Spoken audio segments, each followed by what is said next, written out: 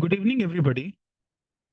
आज के vocabulary session में हम फिर कुछ वर्ड्स पे डिस्कस करेंगे सो दैट आपकी वोकेबलरी डेली बेसिस पे अपडेट होती रहे और आपको वोकेबलरी से रिलेटेड इंग्लिश लैंग्वेज में, इंग्लिश पेपर में या और भी क्वेश्चंस जो इंग्लिश में आते हैं उनको समझने में और उनको सॉल्व करने में आपको बेनिफिट मिले।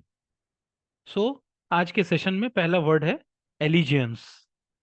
एलिजियंस का मतलब होता है निष्ठा, राजभक्ति या वफादारी। एलिजियंस, एलिजियंस सिनोनिम्स क्या होंगे इसके? Loyalty, devotion, dedication, faithfulness. बोलते हैं ना कि आपको देश के प्रति एलिजियंस दिखाना पड़ेगा, निष्ठा दिखानी पड़ेगी, राजभक्ति दिखानी होगी, वफादारी दिखानी होगी। For example, it's time to show your allegiance to the country. ये समय है अपने देश के प्रति अपनी निष्ठा, अपनी राजभक्ति और वफादारी दिखाने का। क्लियर? एलिजियंस का मतलब निष्ठा, राजभक्ति और वफादारी। The next word is annihilate. Annihilate का मतलब होता है संहार करना, सर्वनाश करना। To kill in large numbers, right.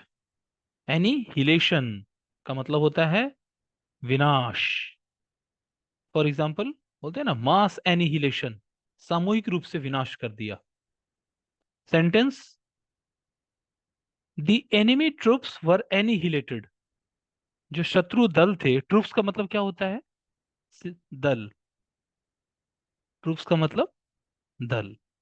Troops बनाते हैं ना, स्मॉल ट्रूप्स, मतलब छोटे छोटे दल, यूनिट। तो शत्रुओं के दल को क्या कर दिया गया? एनिहिलेट कर दिया गया। एनिहिलेट कर दिया गया, उनका विनाश कर दिया गया, सर्वनाश कर दिया गया। एनिहिलेशन। ठीक है, इसको ऐसे याद रख पाएंगे आप। Next word is anonymous. Anonymous तो आपने कई बार ये वर्ड सुना भी होगा, जिन लोगों के लिए वर्ड न्यू है। इसका मीनिंग होता है गुमनाम या फिर नाम रहित, हैविंग नो नेम। कोई ऐसा लेटर आपको रिसीव हुआ जिसमें लिखने वाले का नाम या फिर कुछ भी उसके बारे में डिटेल नहीं पता है, एनोनिमियस। ठीक है। हैविंग नो नोन नेम और आइडेंटिटी और नोन सोर्स, जिसके बारे में ना नाम का पता हो ना आइडेंटिटी का पता हो, है ना। एनोनिमियस किसी ने कंप्लेन कर दी है, होती है ना ऐसी कंप्लेंट, क्योंकि लोगों को अपनी जान का खतरा होता है तो एनोनिमियस कंप्लेंट कर देते हैं वो। ठीक है, एनोनिमियस लेटर्स पोस्ट कर देते हैं वो। सेंटेंस कैसे फ्रेम होगा? I received an anonymous letter today. आज मुझे एक गुमनाम चिट्ठी प्राप्त हुई, एनोनिमियस लेटर मिला है मुझे। ठीक है, बिना किसी नाम के, एनोनिमियस बिना किसी नाम के। ठीक है। Next word is apathy. Apathy का मतलब होता है उदासीनता, इनडिफरेंस। कोई फर्क नहीं पड़ रहा है, आप कुछ भी करो। ठीक है, जैसे भैंस के आगे बीन बजाना, क्राइंग इन विल्डरनेस। तो वो उदासीन बनी रहती है, उसको कोई फर्क नहीं पड़ता है।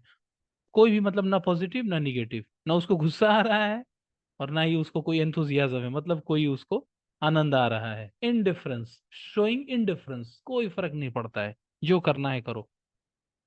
इसको एपैथी बोलते हैं। डिसइंटरेस्ट, डिसइंटरेस्ट मतलब कोई मेरी उसमें इंटरेस्ट ही नहीं है। An absence of emotion, an absence of emotion, किसी भी तरह का कोई इमोशन ही नहीं है, ना ही कोई एनर्जी है, ना ही कोई एंथुजियाज्म है। That is called apathy. For example, there is a growing sense of apathy among youths. आज के प्रेजेंट कॉन्टेक्स्ट में भी हम देखते हैं यूथ्स, जो नवयुवा हैं, उनके बीच में उदासीनता काफी बढ़ी हुई है। There is a growing sense of apathy, उनके बीच में उदासीनता का भाव है, उदासीनता की बढ़ती हुई भावनाएं हम लोग देखते हैं। Clear? The next word is antipathy. इससे पहले आपने क्या पढ़ा? Apathy, right. एपैथी का मतलब है lack of any emotion, an absence of emotion. And antipathy मतलब गुस्सा वाला। एंटी आप समझ रहे हैं, एंटी पार्टी मतलब आपके जो विरुद्ध खड़ा हो। ठीक है, तो एंटीपैथी इस तरह की भावनाएं, पैथी मतलब भाव और एंटी मतलब चिढ़ वाला, गुस्सा वाला। तो एंटीपैथी याद रखने के लिए मैं आपको बता रहा हूँ एपैथी और एंटीपैथी को कैसे याद रखेंगे, क्योंकि इससे रिलेटेड और भी वर्ड्स हैं। सिंपैथी, राइट, एपैथी, सिंपैथी, ठीक है।